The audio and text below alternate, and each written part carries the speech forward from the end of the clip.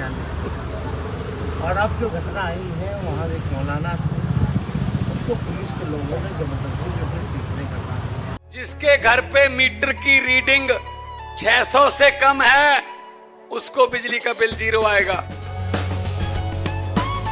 मेरा बिजली ਦਾ ਬਿੱਲ ਪਹਿਲਾਂ 1 ਸਾਲ ਪਹਿਲਾਂ ਆਵਾ ਤਾਂ ਤੇ ਹੁਣ ਵੀ 1 ਸਾਲ ਹੋ ਗਿਆ ਵੀ ਵਾ ਆਂਦਾ ਨਹੀਂ ਹੈਗਾ ਜਦ ਆਹ ਭਗਵੰਤ ਮਾਨ ਦੀ ਸਰਕਾਰ ਬਣੀ ਆ ਜੀ। ਮੁੰਡਾ ਸਾਨੂੰ ਛੋਟਾ ਕਹਿੰਦਾ ਪਿਛਲੀ ਵਾਰੀ ਬਿੱਲ ਕਿੰਨਾ ਆਇਆ था माँ 3500 रुपया कहना ऐसी 0 आया। माँ फिर ऐसा मुख्यमंत्री पूरे इंडिया में बनना चाहिए। –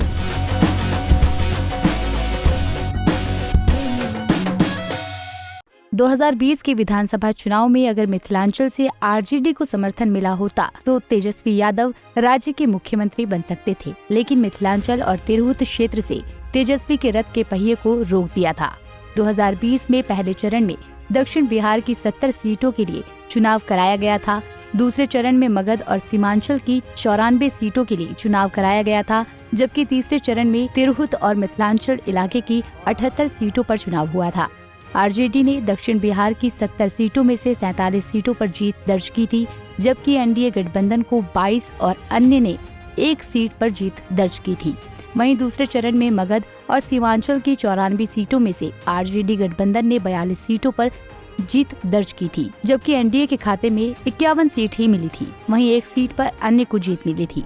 वहीं तीसरे चरण में हुए चुनावों में आरजेडी पिछड़ गई थी। तीसरे चरण में तिरहुत और मिथिलांचल की 78 सीटों में से एनडीए को 52 सीट मिली थी, जबकि आरजेडी गठबंधन को केवल 21 सीटों पर ही जीत मिली थी, जबकि अन्य ने 5 सीटों पर जीत हासिल की थी। तीसरे चरण में मिथिला और तिरहुत क्षेत्र में पिछड़ने से आरजेडी गठबंधन 122 के जादुई आंकड़े से 12 कदम दूर हो गई थी। देखें तो 2020 के चुनाव में मिथिलांचल इलाके की 40 में से सिर्फ 10 सीटों पर आरजेडी को जीत मिली, जबकि 30 सीटों पर एनडीए ने जीत दर्ज की थी। मिथिलांचल और तिरहुत के इलाके में अगर आरजेडी ने पिछले विधानसभा चुनाव में बेहतर प्रदर्शन किया होता तो बिहार की राजनीति की तस्वीरें ही कुछ और होती।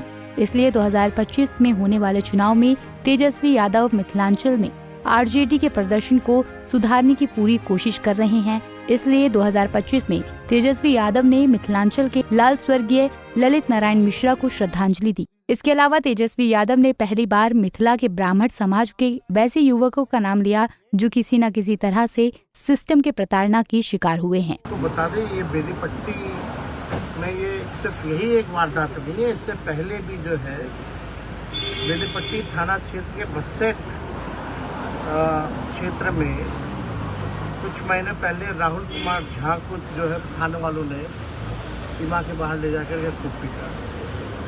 ऑटो चालक मुन्ना झा जो है उसकी हत्या कर दी गई और लगातार जो है अभियुक्त नामजद अभियुक्त जो है पुलिस अभी तक नहीं पकड़ सकी। धनौजा गांव में हरिमोहन झा की हत्या हुई। डीएसपी ने बयान दिया था जिसमें शराब माफिया के लोग जो है वो मिले हुए हैं, संदेह था, और रिजल्ट जो है अभी तक कुछ हुआ नहीं। और थाना के महज 3-4 किलोमीटर में ही जगत गांव है। 29 वर्षीय सुनील झा कंपाउंडर की हत्या हो गई। महीनों बाद भी पुलिस को कुछ नहीं मिला। ढाका गांव में भी कुछ दिन पहले पुलिस ने बर्बरता से कार्रवाई करते हुए वहां के ग्रामीणों को, महिलाओं को, बच्चों को जो है खूब पिटाई की। अभी तक उस पर किसी ने संज्ञान नहीं लिया। और अब जो घटना आई है वहाँ एक मौलाना थे, उसको पुलिस के लोगों ने जबरदस्ती जो है पीटने का काम किया। ये पूरी तरीके से नीतीश कुमार जी अच्छी अवस्था में चले गए हैं। लॉ एंड ऑर्डर समाप्त हो गया है। हम उन पुलिस अधिकारियों को कहना चाहते हैं कि संविधान की शपथ लेते हैं।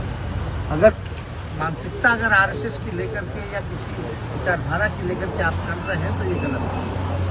आप सब लोग जनता के नौकर हैं, जनता मालिक है। जनता के पैसों पर आपको जो है आपका महीना मिलता है, सैलरी मिलता है, और आप जनता को जो है बेरहमी से जिस हिसाब से पिटाई की जा रही है, थाने में चले जाइए, ब्लॉक में चले जाइए, घूसखोरी हो रही है। तो इस तरह की मानसिकता अगर कोई पुलिस वाले अगर दिखाने का काम कर रहे हैं तो उसकी घोर निंदा होनी चाहिए। सिवान में भी वहीं पटना के बाद अब तेजस्वी यादव मधुबनी गए तो वहां भी उन्होंने मिथिला के युवकों पर हुए जुल्मों को अपनी आवाज दी। तेजस्वी ने कहा कि पंडित जी के लड़के राहुल मिश्रा को पुलिस ने पीटा। वहीं तेजस्वी ने कहा कि मुन्ना झा और हरि मोहन झा की हत्या की गई, लेकिन पुलिस ने पीड़ित परिवार को इंसाफ नहीं दिलाया। लगातार यहाँ बेनीपट्टी थाना क्षेत्र में बसेट में एक पंडित जी के लड़के राहुल कुमार झा को जो है बेरहमी से जो है घुस करके पीटने का काम किया गया यहाँ की पुलिस ने, जो राहुल कुमार झा हैं। दूसरी घटना कटैया के बगल के ही दामोदरपुर गांव में ऑटो चालक मुन्ना झा की हत्या कर दी जाती है। अब तक कुछ सुराग नहीं मिला, क्या कार्रवाई हुई कुछ नहीं पता चला। धनौजा गांव में हरिमोहन झा की हत्या हो गई। शराब माफिया का इसमें संलिप्तता है। थाना पुलिस के कुछ कर्मी पर भी संदेह की जानकारी है। अभी तक इस मामले का भी कुछ नहीं हुआ।